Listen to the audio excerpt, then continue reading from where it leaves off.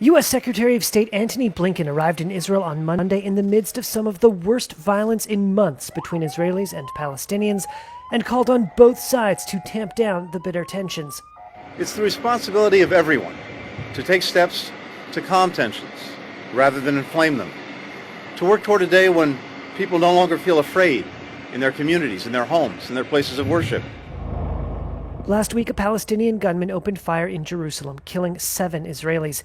That attack came after the Palestinian Islamic Jihad militant group fired rockets from the Gaza Strip into Israeli territory, and Israel responded with airstrikes on the blockaded enclave. A day before the rocket fire, Israeli security forces carried out a raid on the West Bank city of Jenin that left 10 Palestinians dead. Blinken met Monday with Israeli Prime Minister Benjamin Netanyahu, and both men underscored the, quote, ironclad alliance between their two countries. Netanyahu praised American President Joe Biden's long support for Israel. This alliance is something that President Biden is committed to. I've known him for 40 years. He's a true friend of Israel, a true champion of this alliance, as are you.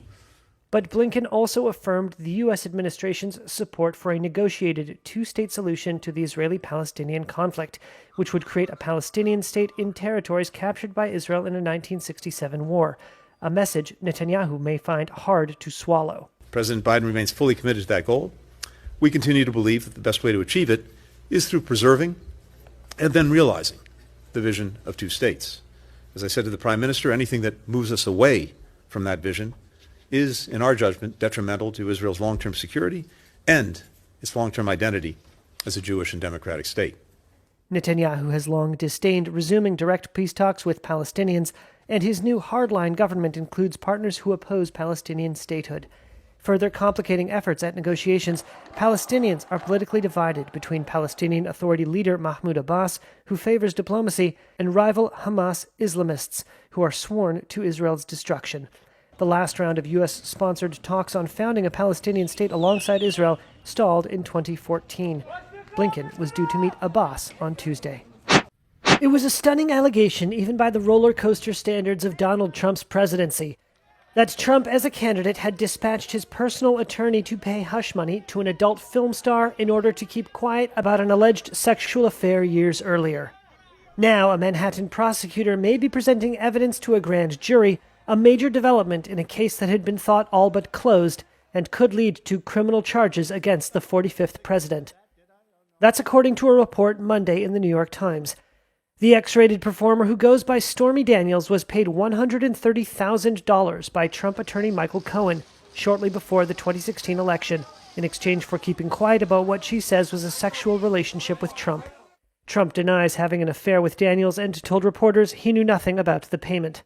But Cohen, Trump's former personal lawyer, was sentenced to 3 years in prison in federal court in New York for orchestrating the payments to Daniels and another woman, former Playboy model Karen McDougal, who said she had a months-long affair with Trump before he took office.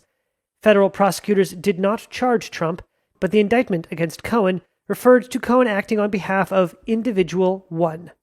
The possible crime here: when the Trump organization repaid Cohen for the hush money, it was marked as legal fees, possibly falsifying business records and a potential campaign finance violation for Trump. The New York Times reported Monday that David Pecker, the former publisher of the National Enquirer, was seen entering the Manhattan building where the grand jury is impaneled. Pecker previously told prosecutors about the hush money payments to Daniels and McDougal. If the Manhattan DA were to charge Trump, it would add to a list of cases now facing the man again seeking the White House, including an election fraud probe in Georgia and a Justice Department investigation into Trump's retention of classified documents. TikTok CEO Shou Chu is about to testify before U.S. Congress over security concerns. He'll first face the Energy and Commerce Committee in March. Its Republican chair has accused TikTok of knowingly allowing the Chinese government to access American user data. It all comes as lawmakers are scrutinizing the Chinese-owned app and its future. The House Foreign Affairs Committee plans to hold a vote next month on a bill aimed at blocking its use over national security concerns. TikTok has more than 100 million users in the U.S.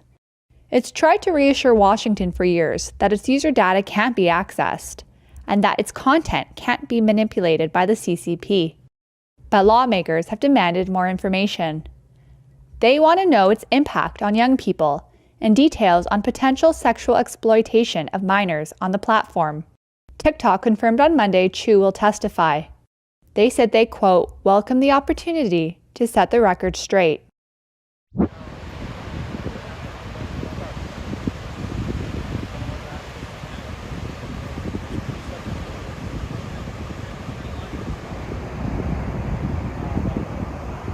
Yeah, around 6:30 this morning, we had a 35-foot humpback whale wash itself ashore. Unfortunately, it has now perished. We're working with state and federal authorities. We've removed the carcass higher in the shoreline to avoid the next high tide, and there'll be an autopsy conducted tomorrow to make a determination of the cause of death. It is a male humpback whale. We haven't had a whale wash up on the shores here probably in about 5 years. This is by far the largest we've seen on these shorelines in over a decade.